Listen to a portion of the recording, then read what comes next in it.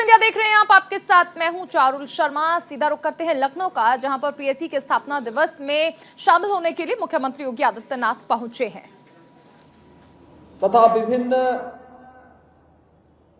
उन अवसरों पर आम जनमानस की आस्था के साथ जो आयोजन जुड़े हुए हैं, राष्ट्रीय पर्वों के साथ ही सामान्य निर्वाचन, स्थानीय निकाय निर्वाचन और प्रदेश भ्रमण के दौरान अति विशिष्ट महानुभावों के सकुशल और सुरक्षित यात्रा की दृष्टि से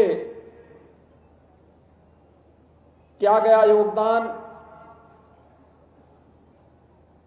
अत्यंत सराहनीय रहा है। पीएसी बल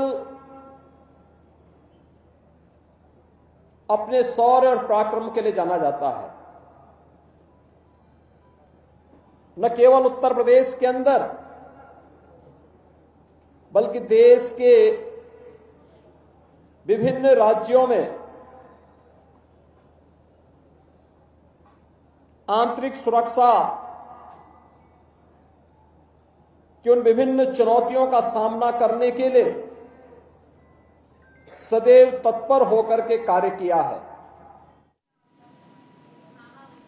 तो पीएसी के स्थापना दिवस में मुख्यमंत्री योगी आदित्यनाथ को आप सुन रहे थे। खबरों में आगे बढ़ते हैं। एक बड़ी खबर आपको बता दें, अमेरिका ने पीएम मोदी की तारीफ की है। युद्ध पर पीएम मोदी के कदम का स्वागत किया है अमेरिका ने और प्रधानमंत्री नरेंद्र मोदी की तारीफ की है।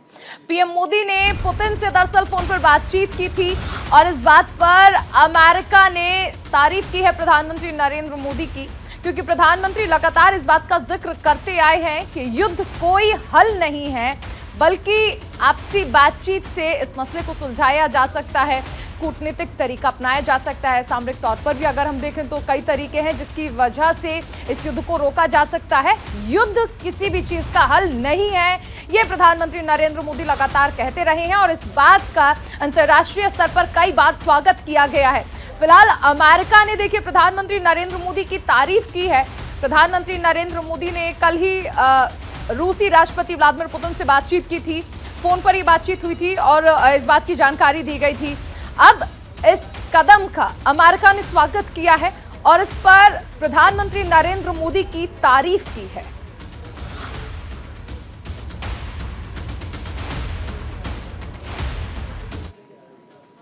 एक और बड़ी खबर आपको बता दें, चीन सीमा विवाद पर कांग्रेस अध्यक्ष का ट्वीट सामने आया है।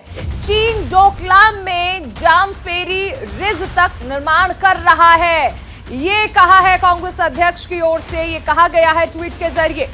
देश के रणनीतिक सिलीगुड़ी कॉरिडोर को खतरा है, खड़गे ने ये बातें अपने ट्वीट में कही हैं। तो देखिए, जब से तवांग में झड़प हुई है चीनी सेना और भारतीय सेना के बीच, उसके बाद से लगातार कांग्रेस समेत कई विपक्षी दल सरकार पर हमलावर हैं और ऐसे में कांग्रेस अध्यक्ष की ओर से ये ट्वीट किया गया है जिसमें उन्होंने बताया कि किस तरह से चाइना आगे बढ़ रहा है और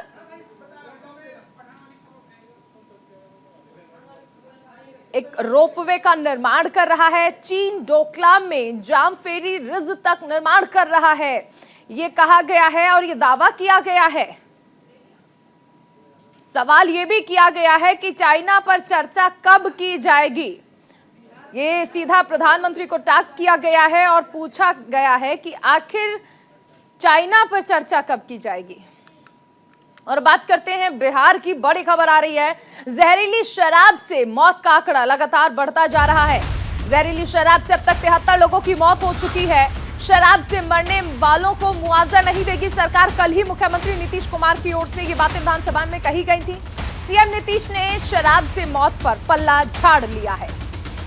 तो देखिए, 2016 का वो दौर जब शराबबंदी का ऐलान किया गया था और इस कदम का स्वागत किया गया था बिहार में, खासकर महिलाओं की तरफ से।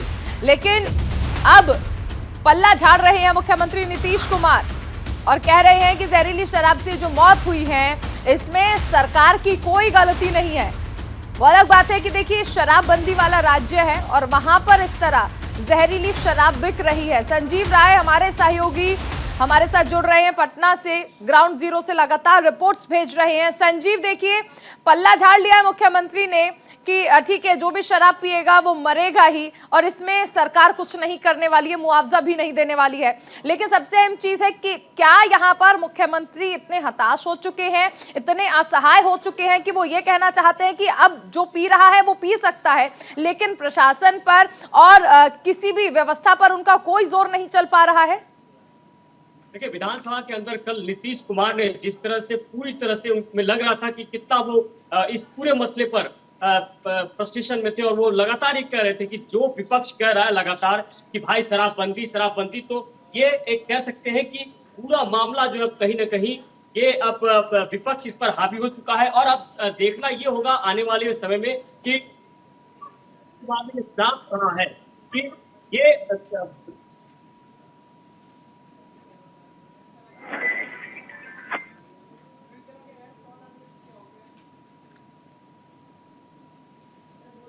चलिए संजीव का रुख करेंगे तो ये बड़ी खबर आपको बताई जा रही है। कल विधानसभा में जिस तरह मुख्यमंत्री नीतीश कुमार नाराज नजर आए, फ्रस्ट्रेट नजर आए, वो फ्रस्ट्रेशन सभी ने देखी। संजीव, देखिए यहाँ पर फ्रस्ट्रेशन जो थी वो साफ तौर पर देखी जा रही थी जब मुख्यमंत्री ने ये बयानबाजी दी और ये भी कहा कि देखिए अगर कोई शराब पीने से मरता है तो सरकार उसमें मुआवजा भी नहीं देगी।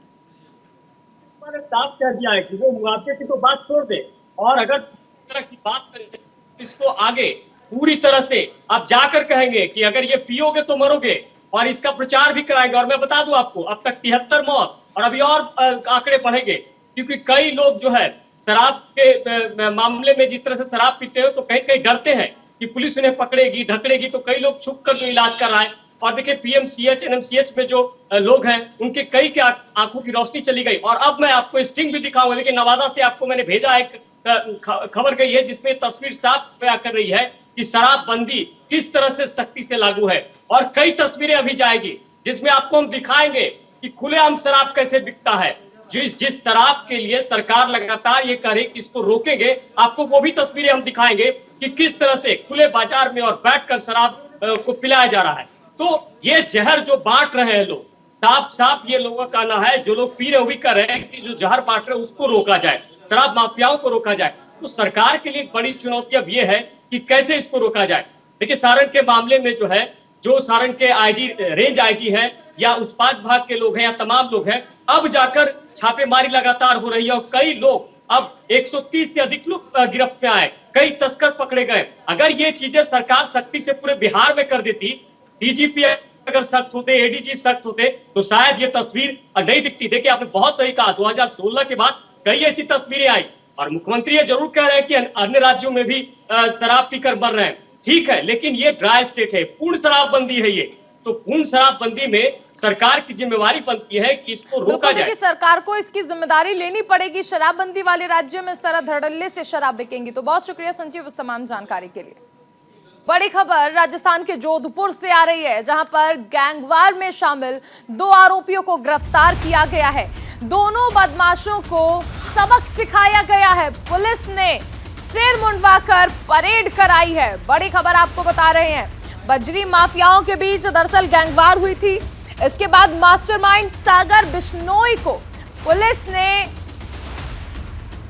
गिरफ्तार करने की तमाम कोशिशें की, लेकिन अभी वो गिरफ्त से दूर बताया जा रहा है। लेकिन 2 अन्य आरोपियों को पकड़ लिया गया है और उनसे पूछताछ की जा रही है। जोधपुर के माता का थान क्षेत्र में बजरी माफियाओं में गैंगवार के बाद पुलिस एक्शन मोड में नजर आई। पुलिस ने गैंगवार में शामिल 2 आरोपियों को गिरफ्तार किया है। माता का थान क्षेत्र में बदमाशों ने जिस जगह पर आतंक मचाया, पुलिस ने उसी जगह पर उनका सिर मुंडवाकर उनकी परेड निकाली। इसके साथ ही पुलिस ने संदेश दे दिया है कि अपराध करने वालों को किसी भी सूरत में बख्शा नहीं जाएगा। बजरी माफियाओं के गैंगवार का मास्टरमाइंड सागर बिश्नोई अभी भी पुलिस की गिरफ्त से दूर है। जोधपुर से ये बड़ी खबर, सिर मुंडवाकर दोनों आरोपियों को परेड कराई गई है। और ये साफ संदेश देने की कोशिश कि जो भी कानून को हाथ में लेगा उसे बख्शा नहीं जाएगा।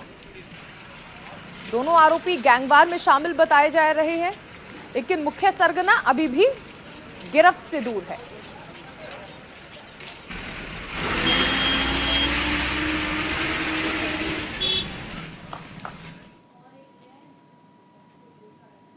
वहीं चीन के साथ हुई झड़प पर गौरव भाटिया इस वक्त प्रेस कॉन्फ्रेंस कर रहे हैं, सीधा ले चलते हैं आपको। हमारा गुरूर है भारतीय सेना। जो जवान सरहद पर चीन की सेना को डटकर पीट रहे हैं, उनको दिखा रहे हैं कि हमारी सेना और हमारे देश की ताकत क्या है। तो भारत के जयचंद राहुल गांधी हमारी वीर सेना का मनोबल तोड़ने का काम क्यों कर रहे हैं? राहुल गांधी जी, एक बात और याद रखिएगा, ये वो भारत है जिसके पीछे एक वीर सेना है, एक मजबूत सशक्त राजनीतिक नेतृत्व श्री नरेंद्र मोदी जी का है, 135 करोड़ भारतीयों की ताकत है। ये 1962 वाला भारत नहीं है, ये बात आप याद रखिए। और इस मंच से मैं पुनः एक बात दोहराना चाहूंगा, क्योंकि राहुल गांधी जैसे जो जयचंद हैं, उनके लिए ये बहुत आवश्यक है। पिछले 8.5 साल में भारत की 1 इंच भूमि, भारत की 1 इंच भूमि किसी ने ना कब्जाई है और ना किसी में यह हिम्मत है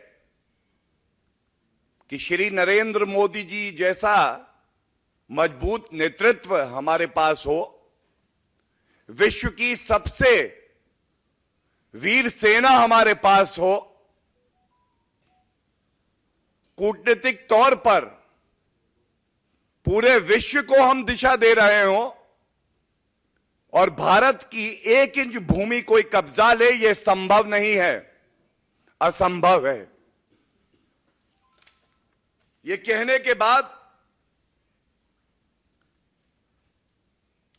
मैं एक बात पे खासा जोर डालूंगा। जब जब हमारी वीर सेना अपना शौर्य, अपना पराक्रम दिखाती है, तो ऐसा क्यों है कि भारतीयों की छाती 56 इंच की हो जाती है, लेकिन दर्द होता है तो हमारे दुश्मन देश को और राहुल गांधी और कांग्रेस पार्टी को।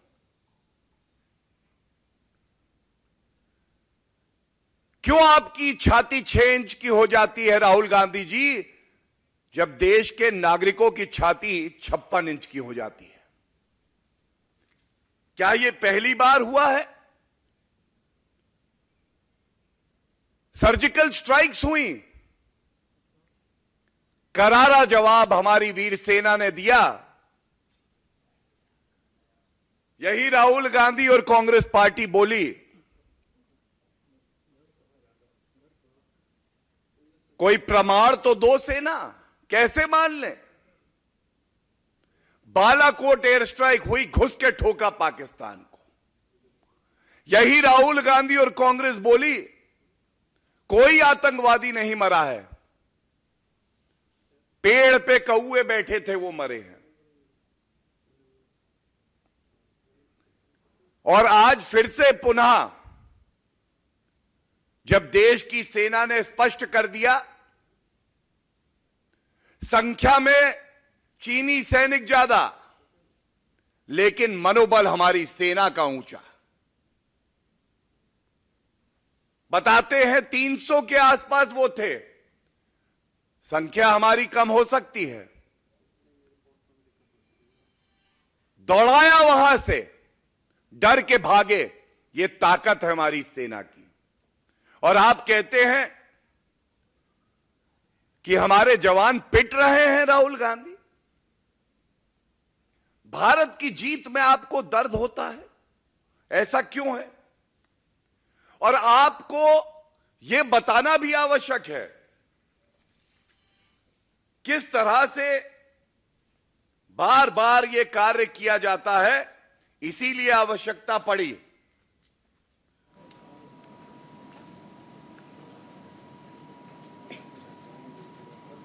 तो एक तरफ शीतकालीन सत्र में सरकार का घेराव किया जा रहा है विपक्ष की ओर से, तो वहां पर जवाब दिया गया रक्षा मंत्री राजनाथ सिंह की ओर से। और यहां पर भी भारतीय जनता पार्टी स्पष्ट तौर पर कह रही है कि किस तरह से जब भी स्ट्राइक हुई है, किस तरह से सबूत मांगे गए हैं विपक्ष की ओर से, ये सेना का अपमान है। अभी रुकेंगे एक छोटे से ब्रेक के लिए, आप बने रहिए न्यूज़ इंडिया के साथ।